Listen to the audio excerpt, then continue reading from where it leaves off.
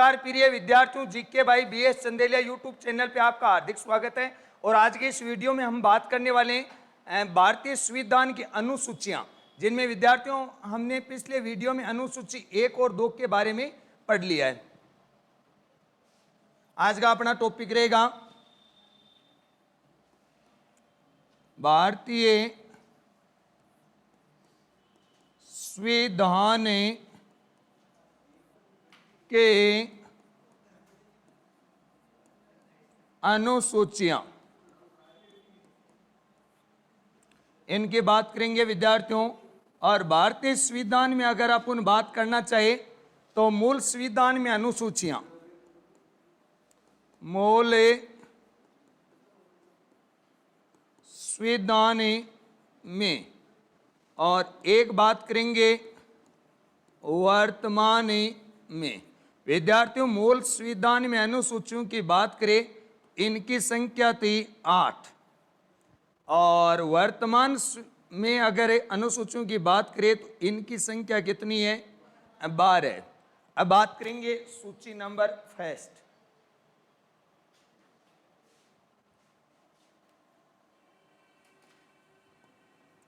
अनुसूची फर्स्ट, इसमें क्या दे रखा है? संघ एवं राज्य क्षेत्र। क्या दे रखा है?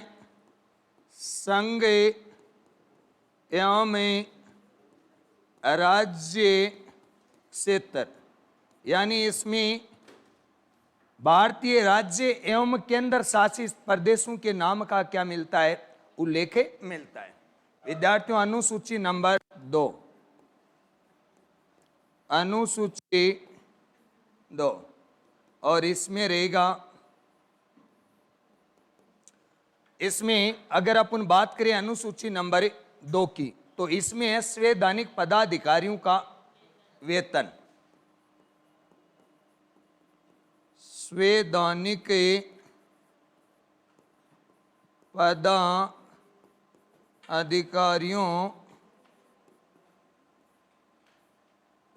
का वेतन, ये उल्लेख मिलता है अनुसूची 2 में। इनके विस्तृत जो वर्णन है वो मैंने पिछले वीडियो में बता दिया है। अब बात करेंगे अनुसूची नंबर 3। इसके बात करेंगे विद्यार्थियों, अनुसूची 3। इसमें अगर बात करें तो इसमें आएगा, यह शपथ से संबंधित। किससे संबंधित है? शपथ से संबंधित है। और इनमें शपथ किसकी बात हो रही है? इसमें एक तो आता है विद्यार्थियों संसद एवं विधान मंडल के उम्मीदवार के शपथ, यानी अपन इसको इस प्रकार से समझ सकते हैं कि संसद का कोई भी सदस्य या राज्य विधानमंडल का कोई भी सदस्य यदि चुनाव लड़ना चाहता है तो उम्मीदवार के रूप में जब नामांकन पत्र भरता है तो उस समय ये शपथ लेता है। तो अनुसूची 3 में इसका उल्लेख है। दूसरी है संसद एवं विधान मंडल के सदस्य के शपथ, इसके बात हो रही है विद्यार्थी। अब देखो, नामांकन पत्र भर दिया, चुनाव हो गए, और चुनाव में जो जिन्हें उम्मीदवारों को विजय प्राप्त हुई है वो उम्मीदवार क्या लेंगे? शपथ लेंगे। किसके? संसद व विधानमंडल के सदस्य। जो चुनाव में विजय हुआ है वो क्या लेगा? शपथ लेगा। इसका उल्लेख मिलता है अनुसूची 3 में। इसके अलावा अगर अपन बात करना चाहे तो विद्यार्थियों संघ एवं राज्य के मंत्री के शपथ, इसका उल्लेख भी किसमें मिलता है? संघ एवं राज्य। अब मान लीजिए कोई व्यक्ति उम्मीदवार की शपथ लेता है, फिर सदस्य बन जाता है, फिर मंत्री बनता है, तो ऐसे करते करते इसकी शपथ कितनी हो जाएगी? 3 हो जाएगी। अब मान लीजिए कोई सदस्य है, तो सदस्य की शपथ तो संसद व विधानमंडल के सदस्य की शपथ तो रहती है 2, परंतु यदि मंत्री तक वो पहुंच गया, मंत्री पद तक, तो उसकी शपथ कितनी बार हो जाएगी? 3 बार हो जाएगी। इसके अलावा और क्या प्रावधान दे रखा है इसमें? एक आ गया उच्चतम न्यायालय एवं उच्च न्यायालय के न्यायाधीशों को शपथ, ये भी अनुसूची 3 में उल्लेख है। इसके अलावा सीएजी को शपथ, सीएजी को शपथ, नियंत्रक एवं महालेखा परीक्षक को शपथ। वैसे देखिए तो राष्ट्रपति इसको शपथ दिलवाता है। अब बात करते हैं कि ऐसे पदाधिकारी है जो शपथ तो लेते हैं, परंतु वो अनुसूची, जिनकी शपथ का उल्लेख अनुसूची 3 में नहीं है। ऐसे पदाधिकारी जो शपथ तो लेते हैं, परंतु उनकी शपथ का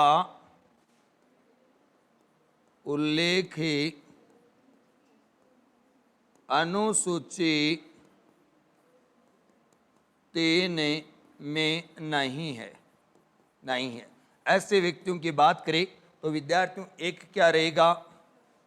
राष्ट्रपति रहेगा, राष्ट्रपति एक रहेगा, उपराष्ट्रपति और एक रहेगा राज्यपाल। अब ध्यान देना, उपराष्ट्रपति जो शपथ लेता है वो लेता है आर्टिकल 60, और राष्ट्रपति जो शपथ लेता है उसके लिए आर्टिकल 69, और राज्यपाल जो विद्यार्थियों शपथ लेता है, राज्यपाल जो शपथ लेता है उसके लिए आर्टिकल है 159, अनुच्छेद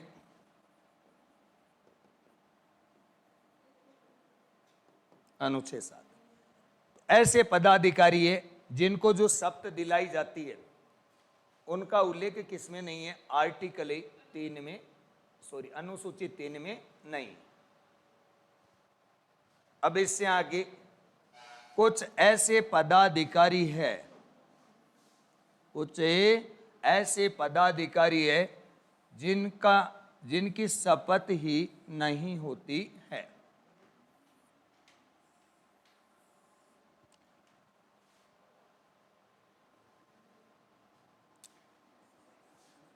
कुछ ऐसे पदाधिकारी जिनकी शपथ नहीं होती है।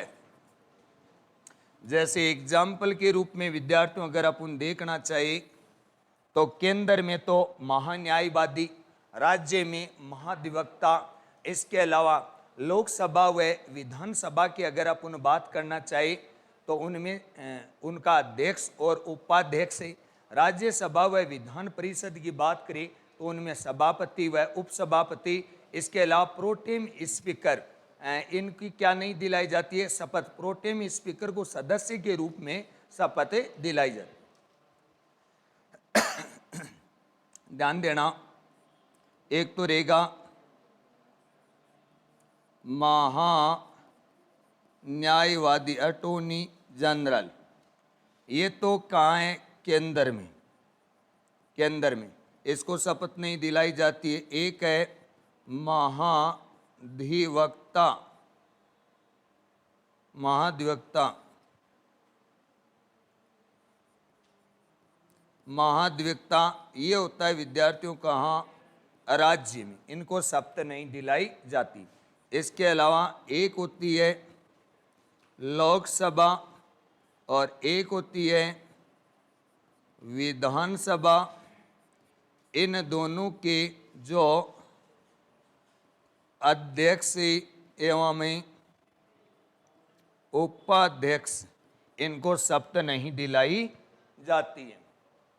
इसके अलावा अगर अपन बात करें विद्यार्थियों, तो एक आता है राज्यसभा, राज्यसभा, और एक आता है विधान परिषद, राज्यसभा और विधान परिषद।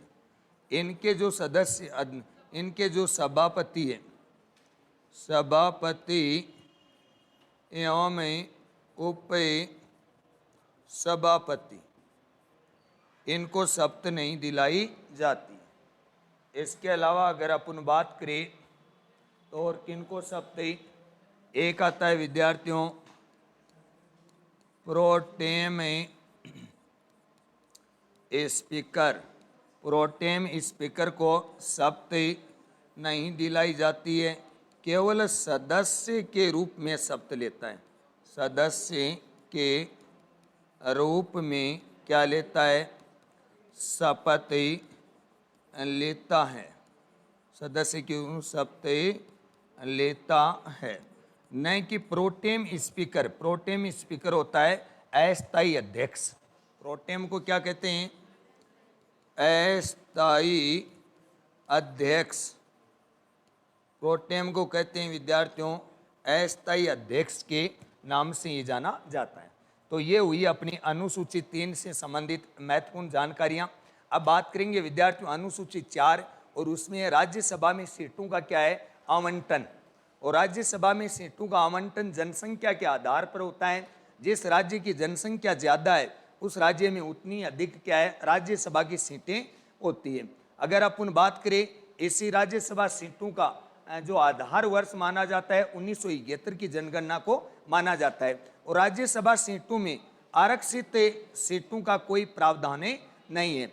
और वर्तमान में अगर अपन बात करें कि राज्यसभा के अधिकतम जो सदस्य हैं वो रहेंगे विद्यार्थियों 250, और वर्तमान में जो सदस्य हैं वो है 245, जिनमें से 233 तो निर्वाचित है और 12 मनोनीत होते हैं राष्ट्रपति के द्वारा। अब बात करेंगे अनुसूची 4। अनुसूची 4 इसकी बात करें विद्यार्थियों तो इसमें क्या है? राज्यसभा सीटों का आवंटन।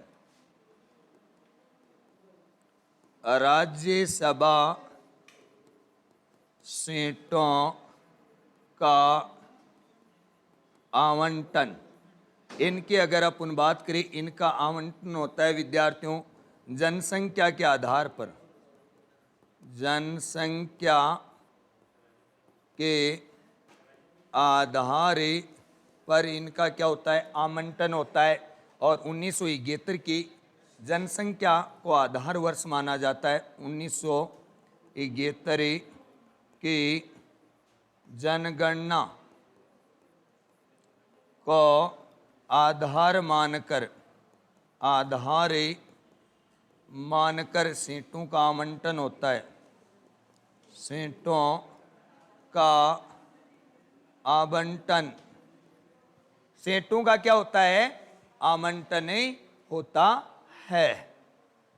अगर अपन बात करना चाहिए इससे आगे कि ये जो राज्यसभा है, राज्यसभा में आरक्षित सीटों का कोई प्रावधान नहीं है।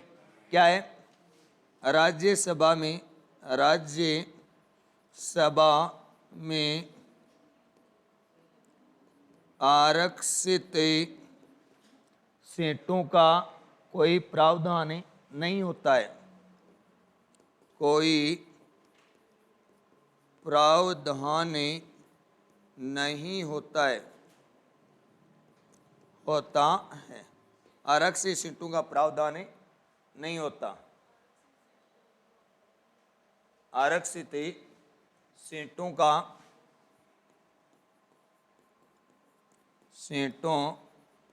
कोई प्रावधान नहीं होता। वैसे देखिए तो लोकसभा में आरक्षित सीटों का प्रावधान होता है, परंतु राज्यसभा में आरक्षित सीटों का कोई प्रावधान नहीं होता। अब अधिकतम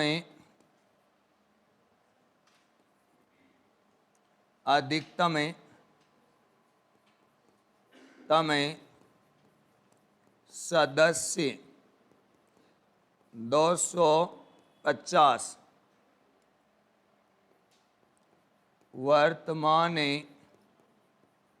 सदस्य ये 245, जिनमें से विद्यार्थियों 233 तो क्या है, निर्वाचित है, और 12 क्या होते हैं, मनोनीत होते हैं। 12 क्या होते हैं, मनोनीत होते हैं। और इनको मनोनीत कौन करता है, राष्ट्रपति इनको मनोनीत करता है। अब नेक्स्ट अनुसूची की बात करेंगे और अपनी अनुसूची आएगी संख्या 5। विद्यार्थियों अगर बात करें अनुसूची 5 और 6, दोनों जो अनुसूचियां हैं यह अनुसूचित क्षेत्र से संबंधित अनुसूचियां हैं। बात करेंगे अनुसूची 5, और अनुसूची 5 में क्या दे रखा है विद्यार्थियों, अनुसूचित क्षेत्रों से संबंधित है। अनुसूचित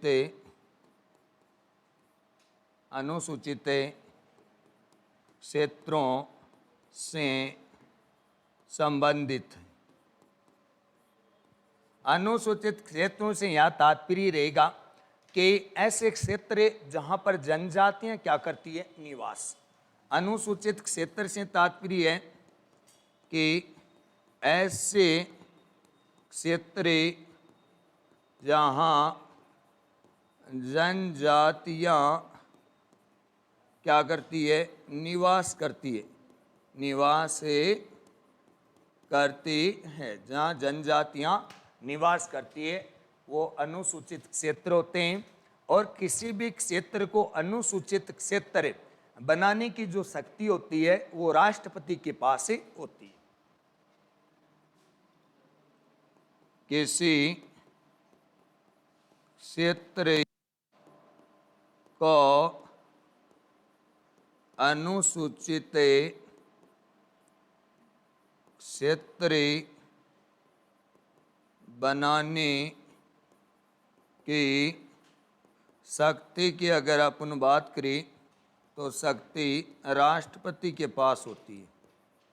राष्ट्रपति के पास कोई भी क्षेत्र है मान लीजिए और जनजातियां निवास करती हैं, तो राष्ट्रपति चाहे तो उसे अनुसूचित क्षेत्र घोषित कर सकता है। जैसे राजस्थान में डूंगरपुर बांसवाड़ा ये टीएसपी क्षेत्र है ना, वैसे। इसके अलावा अगर अपन बात करें अनुसूची 5 में, अनुसूची 5 की अगर अपन बात करना चाहिए तो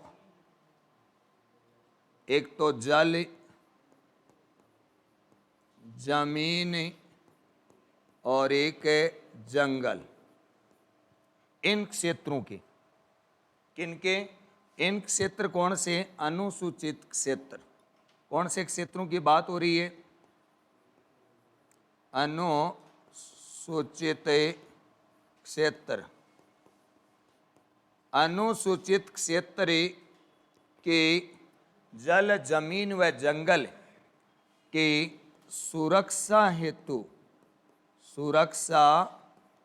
हेतु क्या बनाया गया है, जन परिषद के गठन का क्या है, प्रावधान है। किसके, जन परिषद के गठन का प्रावधान है। और इसी जन परिषद में आपसे अगर पूछे कितने सदस्य हो सकते हैं, तो जन परिषद में सदस्य 20 हो सकते हैं। कितने सदस्य हो सकते हैं विद्यार्थियों? 20 सदस्य हो सकते हैं जन परिषद में। देखो अपन बात कर रहे थे अनुसूची 5 अनुसूचित क्षेत्र से संबंधित है।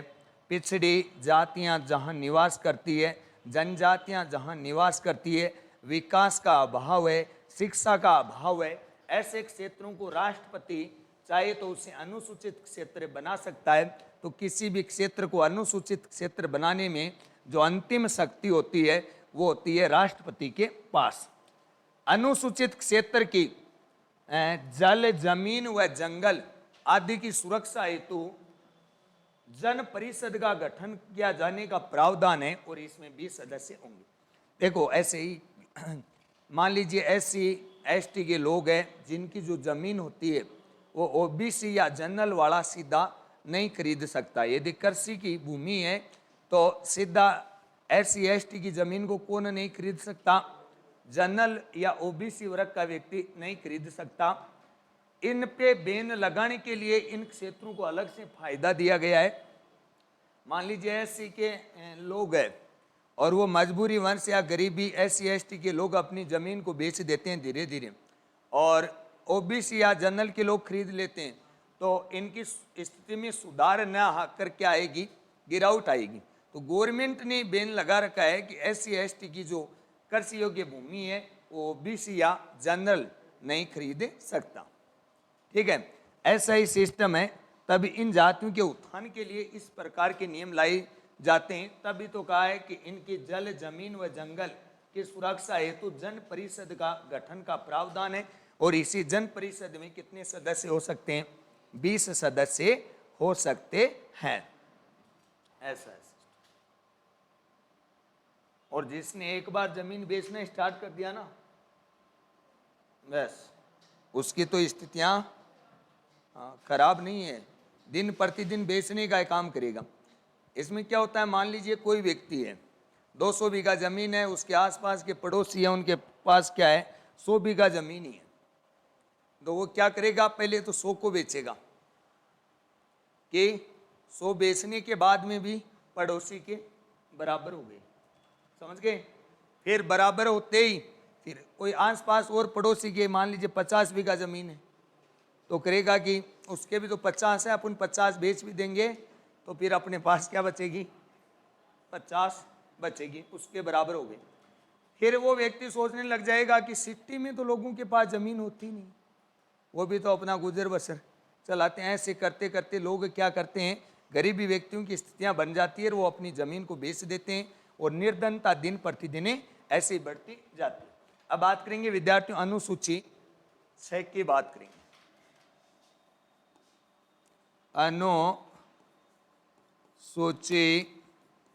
संख्या 6, ये भी किससे संबंधित है?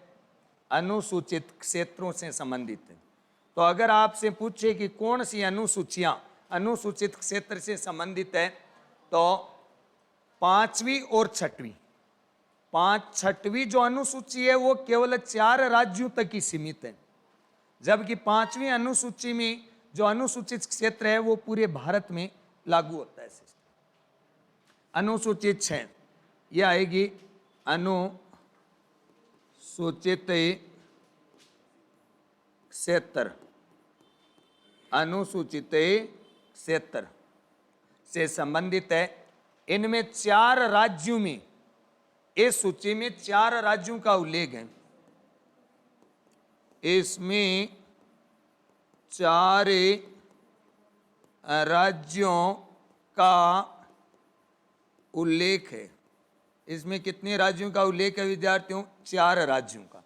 एक तो आएगा इसमें असम, एक आएगा मिजोरम, एक आएगा विद्यार्थियों मेघालय और एक आएगा त्रिपुरा। ये 4 राज्य जिनमें अनुसूचित 6 में शामिल राज्य हैं। तो अनुसूचित 6 में शामिल जो राज्य हैं, अनुसूचित क्षेत्रों वाले राज्य हैं असम, मिजोरम, मेघालय, त्रिपुरा। इसकी अगर आप ट्रिक देखें तो इसकी ट्रिक बन जाएगी अम्मी मैत्री। अम्मी मैत्री इसकी ट्रिक बन जाएगी। ऐसे हो जाएगा असम, मी से मिजोरम, मे से मेघालय और त्रि से त्रिपुरा। विद्यार्थियों ध्यान रखना, अनुसूची जो 6 है उसमें 4 राज्यों को शामिल किया गया है। अनुसूचित क्षेत्रों के लिए कितने राज्यों को शामिल किया गया है? 4 राज्यों को शामिल किया गया है। तो एग्जाम में पूछा जाता है कि निम्न में से अनुसूची 6 में सम्मिलित राज्य नहीं है, तो 3 तो दे देगा इनका नाम और एक दे देगा मणिपुर। क्या दे देगा? मणिपुर। बार बार मणिपुर इनमें है क्या? मणिपुर देखो देंगे नहीं है ना, तो मणिपुर ऑप्शन में रहेगा गलत करवाने के लिए। ध्यान रखना, इस ट्रिक से याद कर लो अम्मी मैत्री। क्या याद करोगे विद्यार्थियों? अम्मी मैत्री यानी ऐसे असम, मी से मिजोरम, मे से मेघालय, त्रि से त्रिपुरा। जबकि मणिपुर इनमें शामिल नहीं है। ऑप्शन में जरूर क्या आता है? मणिपुर। अब इन क्षेत्रों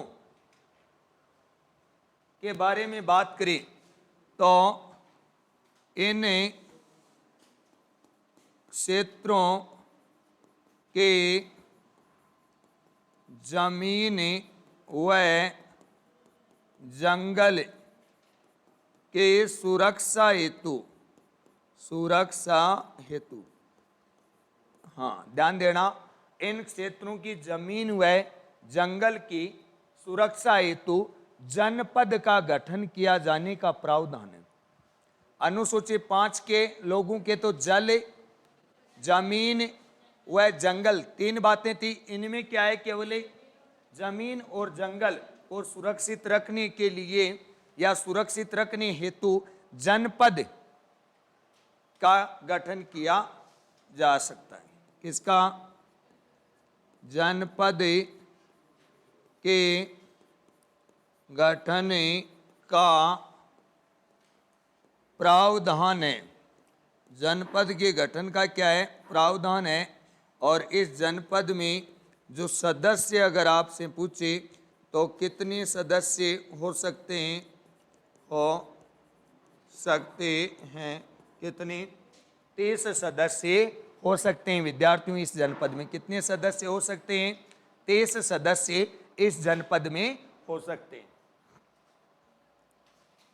तो ये हो गई अपनी अनुसूची 6। अब बात करेंगे विद्यार्थियों अनुसूची 7। और अनुसूची 7 में विषयों का बंटवारा, केंद्र और राज्यों में शक्तियों का बंटवारा कह दो, चाहे विषयों का बंटवारा कह दो। अनुसूची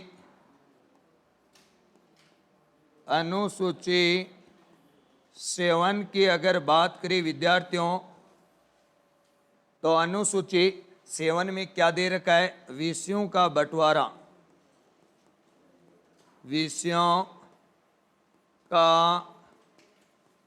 बंटवारा अनुसूची 7 में दे रखा है विषयों का बंटवारा। और बंटवारा किसमें या शक्तियों का बंटवारा कह सकते हैं? केंद्र एवं राज्यों में। केंद्र एवं राज्यों में शक्तियों का बंटवारा। तो विषयों को 3 भागों में बांटा गया है। किनको? विषयों को 3 भागों में बांटा गया है। विषयों को कितने भागों में बांटा गया है विद्यार्थियों? 3 भागों में बांटा गया है। वो 3 भाग कौन कौन से होने वाले हैं? 3 भाग होने वाले हैं, संघ सूची, राज्य सूची और समवर्ती सूची। 3 भाग की बात करेंगे।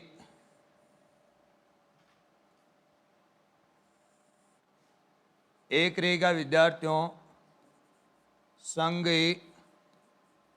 सूची, और 2 नंबर पे रहेगी राज्य सूची, 3 नंबर पे रहेगी समवर्ती सूची।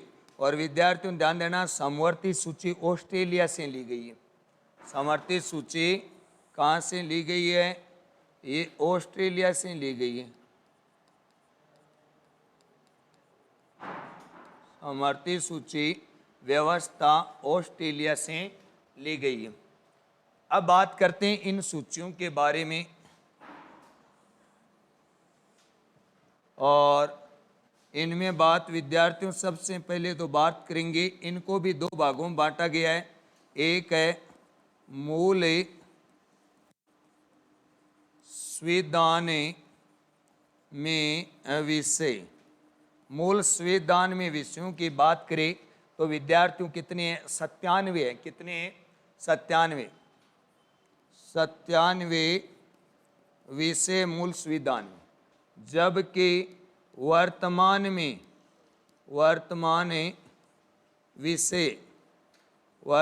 में अगर आपसे विषय पूछे तो 100 विषय है विद्यार्थी। कितने? 100 विषय। ऐसे राज्य सूची में, मूल संविधान में अगर आपसे पूछे विषयों की संख्या तो 66, और वर्तमान में पूछे तो विषयों की संख्या है 61। बात करेंगे मूल संविधान में विषय, बात करेंगे विद्यार्थी कितने? 66 विषय थे। और अगर बात करें वर्तमान में विषय, वर्तमान विषयों की संख्या पूछे तो विद्यार्थियों ये रहेगी 61 विषय। ऐसी बात करने वाले हैं विद्यार्थियों समवर्ती सूची। और समवर्ती सूची में अगर आप बात करें कि मूल संविधान में,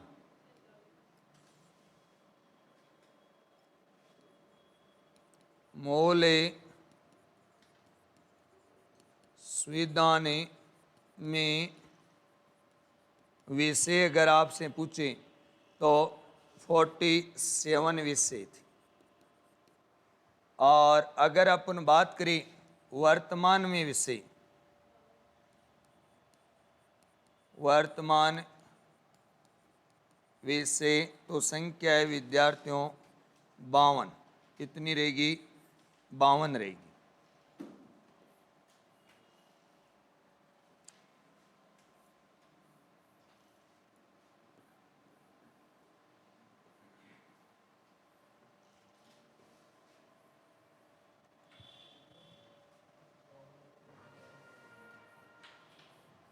बावन विषय ये रहने वाले हैं विद्यार्थी। कितने रहने वाले हैं? 52 विषय रहने वाले हैं। और इससे आगे अगर अपन बात करना चाहिए तो इनमें क्या क्या व्यवस्थाएं दी गई है। सबसे पहले हम बात करने वाले हैं संघ सूची।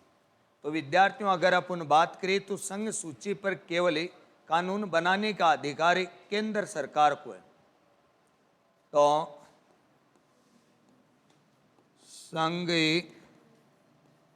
सूची पर कानून कौन बनाता है विद्यार्थियों? केंद्र बनाता है, केंद्र। और केंद्र में भी कौन बनाता है? संसद बनाती है। केंद्र में भी कौन बनाती है कानून? संसद बनाती है।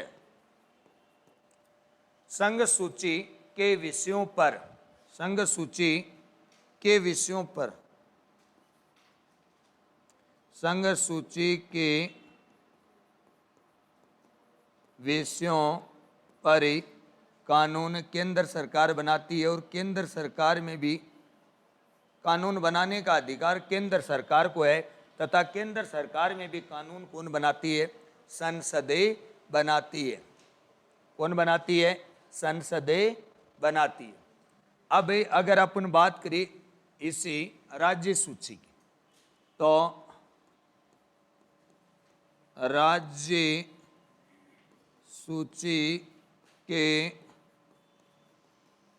विषयों पर कानून, राज्य सूची के विषयों पर अगर विद्यार्थियों हम कानून की बात करें तो कानून कौन बनाती है? राज्य सरकार। राज्य सरकार कानून बनाती है। राज्य सरकार में भी कानून निर्माण कौन करता है?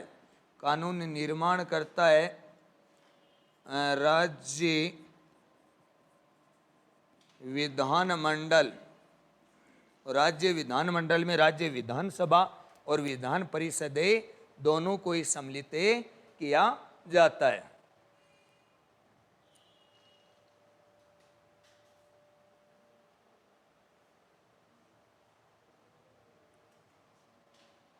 अब ध्यान देना विद्यार्थियों, यह आ गई समवर्ती सूची।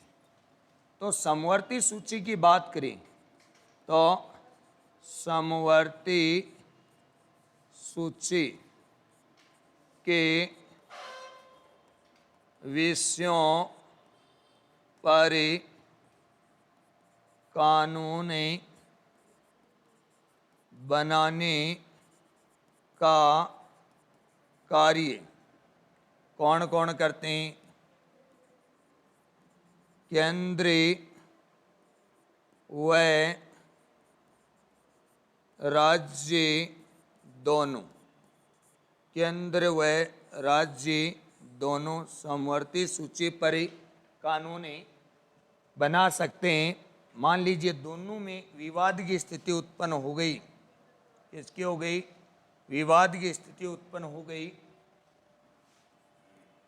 दोनों में विवाद की स्थिति बनने पर, मान लीजिए दोनों ने कानून बनाया, दोनों को कानून को लेकर आपस में एक दूसरे अपने आप के कानून को अच्छा साबित करने के लिए विवाद हो जाता है, तो उसमें केंद्र द्वारा बनाया हुआ कानून ही क्या होगा? सर्वमान्य होगा। दोनों में विवाद की स्थिति बनने पर केंद्र द्वारा बनाया गया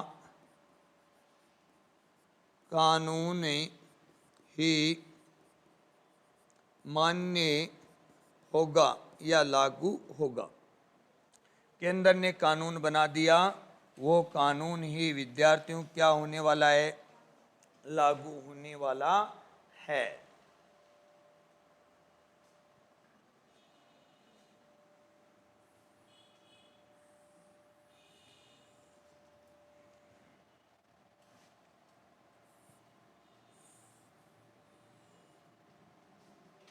अब इससे आगे अपन बात करें, एक आर्टिकल है 248। आर्टिकल है विद्यार्थियों 248।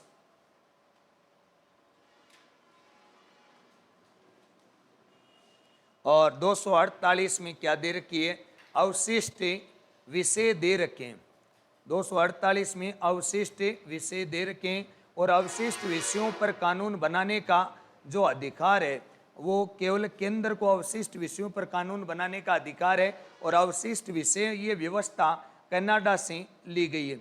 जैसे अवशिष्ट विषयों में अगर अपन बात करें तो साइबर क्राइम, और एक आती है नोरोगेसी मदर व्यवस्था। ठीक है विद्यार्थियों, अगर अपन बात करें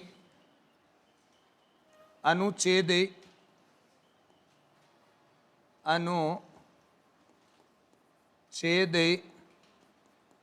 248, इसमें क्या दे रखे हैं? अवशिष्ट विषय। अवशिष्ट का मतलब है ऐसे विषय जिसका किसी भी सूची में उल्लेख नहीं है, अवशिष्ट विषय कहलाता है। अवशिष्ट विषय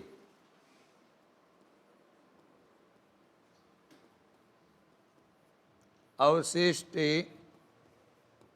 विषय की बात करें तो अपन अवशिष्ट विषय को क्या कह सकते हैं? नए विषय भी कह सकते हैं, या ऐसे विषय जिनका किसी सूची में उल्लेख नहीं हो वो क्या कहलाता है? अवशिष्ट विषय। ऐसे विषय जिनका किसी सूची में उल्लेख नहीं मिलता है वो क्या कहलाता है? अवशिष्ट विषय कहलाता है। अवशिष्ट विषयों की ये जो व्यवस्था है ये विद्यार्थियों कहाँ से ली गई है? कनाडा से ली गई। अवशिष्ट विषयों की व्यवस्था कनाडा से ली गई है। और अवशिष्ट विषयों की बात कर रहे थे। अवशिष्ट विषय अनुच्छेद 248 अवशिष्ट विषय कह दो चाहे नए विषय कह दो, ऐसे विषय जिनका उल्लेख किसमें नहीं मिलता है? किसी भी सूची में नहीं मिलता है, उसे अवशिष्ट विषय कहते हैं। ये व्यवस्था कहाँ से ली गई है? कनाडा से ली गई है। अवशिष्ट विषयों पर कानून बनाने का जो अधिकार है वो केवल केंद्र को है। किसको है? परि कानूनी बनाने का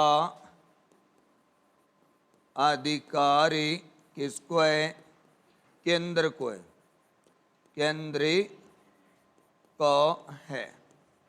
अवशिष्ट विषयों में देखें तो महत्वपूर्ण दो मुद्दे चल रहे हैं, और जिनमें एक तो रहेगा साइबर क्राइम और एक है सेरोगेसी मदर। सेरोगेसी मदर, और इसे कहते हैं किराए की कोख। सेरोगेसी मदर वाले को कहते हैं किराए की कोख। किराए की कोख के नाम से भी ये जाना जाता है। देखो विद्यार्थियों, साइबर क्राइम सब जानते हो, सेरोगेसी मदर, किराए की कोख, ये कानून है उस महिला पर लागू होता है जिस महिला की जांच होती है और ये पता चलता है कि ये भविष्य में कभी भी क्या नहीं बन सकती? माँ नहीं बन सकती।